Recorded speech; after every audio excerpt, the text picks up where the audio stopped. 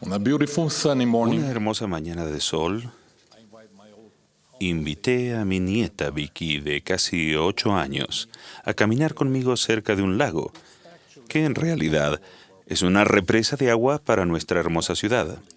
Caminamos contentos, escuchando el sonido suave del arroyuelo cristalino que corría junto al camino. El sendero estaba bordeado de hermosos árboles verdes y flores dulces y aromáticas, y podíamos oír a los pájaros cantar. Le pregunté a mi alegre e inocente nieta de ojos azules cómo se estaba preparando para su bautismo, y ella respondió con una pregunta.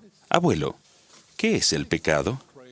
Oré en silencio por inspiración y traté de responder de la manera más simple que pude. El pecado es la desobediencia intencional de los mandamientos de Dios. Eso pone triste al Padre Celestial y trae como resultado sufrimiento y tristeza.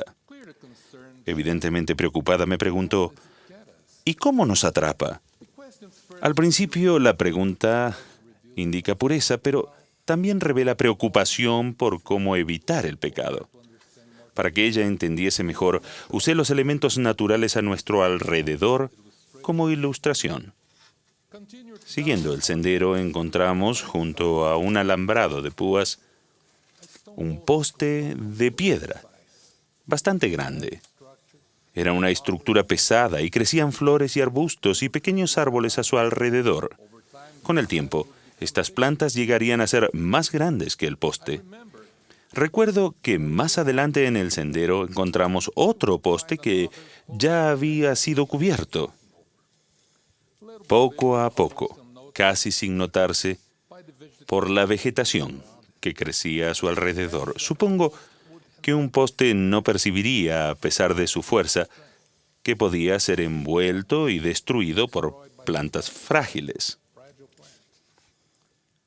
Seguramente habrá pensado, no hay problema, soy grande y fuerte, y esta pequeña planta no me hará daño. Así que mientras el árbol cercano crece al principio, el poste no lo nota. Después, el poste disfruta de la sombra del árbol. Sin embargo, el árbol sigue creciendo y rodea al poste con dos ramas que, al principio, parecen frágiles. Pero con el tiempo, entrelazan y envuelven al poste. Aún entonces el poste no se da cuenta de qué está pasando. Muy pronto encontramos en nuestra caminata el poste de la moraleja. Había sido desgarrado de la tierra y mi nieta parecía impresionada y me preguntó, abuelo, ¿es este el árbol del pecado? Entonces le expliqué que solo era un símbolo o un ejemplo de cómo los pecados nos atrapan. No sé qué efecto tendrá nuestra conversación en ella, pero a mí me hizo pensar en las muchas caras que tiene el pecado y cómo entra sigilosamente a nuestra vida si lo dejamos. Debemos estar alertas, porque las pequeñas decisiones conllevan grandes consecuencias, como acostarse y levantarse temprano. Tienen grandes consecuencias. En Doctrina y Convenios, en la sección 88, versículo 124, se nos enseña: levantaos temprano para que vuestros cuerpos y vuestras mentes sean vigorizados. Quienes se acuestan temprano se levantan descansados, con el cuerpo y la mente vigorizados y son bendecidos por el Señor debido a la obediencia. Lo que puede parecer de poca importancia, como acostarse tarde, no orar por un día, saltear el ayuno o quebrantar el día de reposo, esos pequeños deslices nos harán perder la sensibilidad poco a poco y nos llevarán a hacer cosas peores. Cuando era un adolescente tenía que estar en casa a las 10 de la noche. Hoy en día, esa es la hora en que algunos salen a divertirse. Bien sabemos que es a la noche cuando suceden las peores cosas. Es cuando está oscuro que algunos jóvenes van a lugares con ambientes inapropiados donde la música y la letra de ella no les permiten tener la compañía del Espíritu Santo. Entonces, bajo esas circunstancias, se vuelven presa fácil para el pecado. Con frecuencia, ser presa del pecado comienza cuando alguien escoge amigos cuyas normas no están de acuerdo con el Evangelio, y para ser popular o para ser aceptados por sus compañeros, Las personas ponen en peligro los principios y las leyes del Evangelio y van por el sendero que solo traerá dolor y tristeza a sus vidas y a quienes los aman. Debemos tener cuidado de no dejar que el pecado crezca a nuestro alrededor. El pecado está en todas partes, hasta por ejemplo en una computadora o un teléfono celular. Estas tecnologías son útiles y pueden ser muy beneficiosas, pero el uso inapropiado de ellas, como involucrarse en juegos que hacen perder el tiempo, programas que le llevan a placer carnal o cosas mucho peores como la pornografía, es destructivo. La pornografía destruye el carácter y hunde a quienes la usan en un pantano de inmundicia, del cual la persona solo puede librarse con mucha ayuda.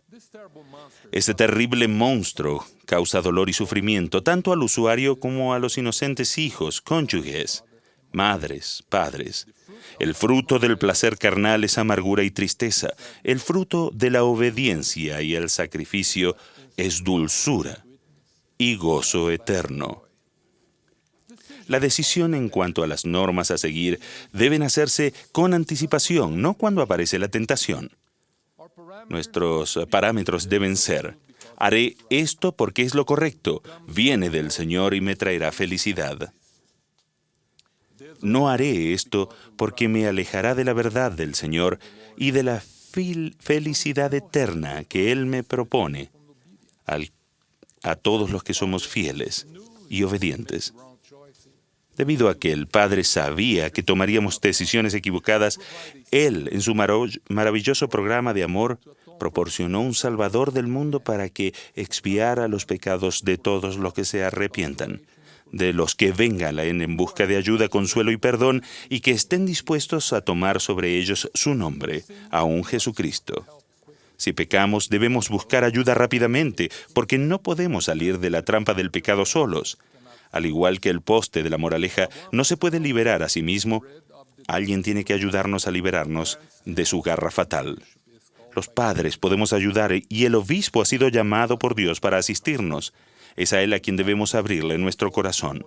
En Doctrina y Convenios 58, versículos 42-43 explica: He aquí, quien se ha arrepentido de sus pecados es perdonado y yo, el Señor, no los recuerdo más. Por esto sabréis si un hombre se arrepiente de sus pecados. He aquí, los confesará y los abandonará. Unos meses después de nuestra caminata cerca del lago, mi nieta tuvo la entrevista con el obispo, su padre, para el bautismo. Después de la entrevista le pregunté cómo te ha ido, y ella me contestó casi reprendiéndome: Abuelo, una entrevista es confidencial. ¿Tú no sabes eso?